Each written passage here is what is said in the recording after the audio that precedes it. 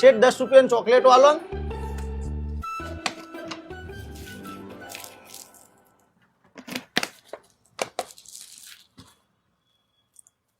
લ્યો શેઠ એક ચોકલેટ ખો. ચમ ભાઈ? આજ મારો જન્મદિવસ છે. વાહ, congratulation, happy birthday. Thank you thank you. તે ચમ ચોકલેટો મીઠાઈઓ કો? મીઠાઈ તો શેઠ મારી એટલી ઓકાત નહીં યાર. હું તો ગરીબ માણસ હું, મારા જોડે પૈસા જ નહીં. હું મીઠાઈ વેકું એટલે રૂપિયા વાળી ચોકલેટો વેકું. અલ્યા અમીર ને ગરીબ એવું કોઈ ના હોય. હું એ પેલા ગરીબ હતો, આ તો ભગવાને આ આલ્યું હો તે એમાં હું થઈ ગયું, વાપરવાનું જ હોય. લે મારા તરફથી મીઠાઈ લઈ જા. ના શેઠ યાર મારા મીઠાઈ ના લેવાય યાર. હું ચોકલેટો આલો બરોબર. અલ્યા ભાઈ મીઠાઈ ના પૈસા નહીં લેવાના, મારા તરફથી મીઠાઈ લઈ જા. તું એ ખા અને લોકોને ખવડાય. પણ શેઠ આ તો કેટલું મોટું બોક્સ છે, આ તો ખાસા રૂપિયાનું હશે. 500 રૂપિયાની મીઠાઈ છે, પણ પૈસા મહત્વના નહીં. તું તાર આનંદ કર, આજ તારો દાડો.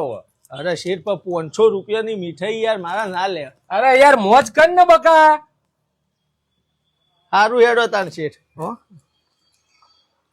શેઠ ઘેર ખાવાનું બની ગયો છે, ટોણી બોલાવું જો ખાતા હો. સારું.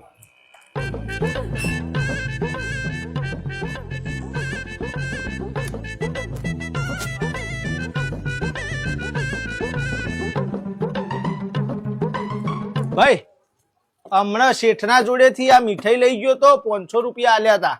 પણ આ મીઠાઈ હવે ઘેર મારા ઘરવાળો એમ કહે કે આટલી મૂંઘી મીઠાઈ ના ખવાય આપણે.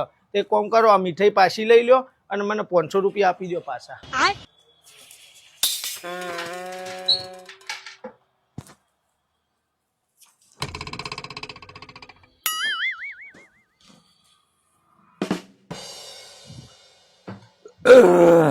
પ્લેટ ખાઈને આવ્યો અને જા તું પેલા ગોડાઉન ઉપર જઈને માલ ચેક કરી દે.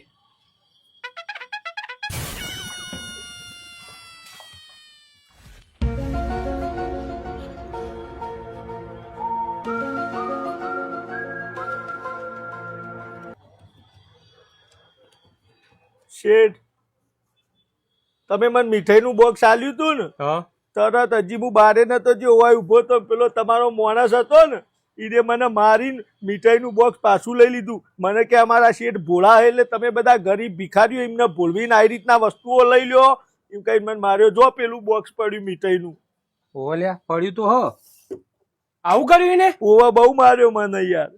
લે હું જોઉં હવે, તું તાર લઈ જા. ચો એ રહ્યો કોઈ કે હું જોઉં. સારું અલ્યા આને મારીને તે બોક્સ ચમ પાછું લઈ લીધું મીઠાઈનું?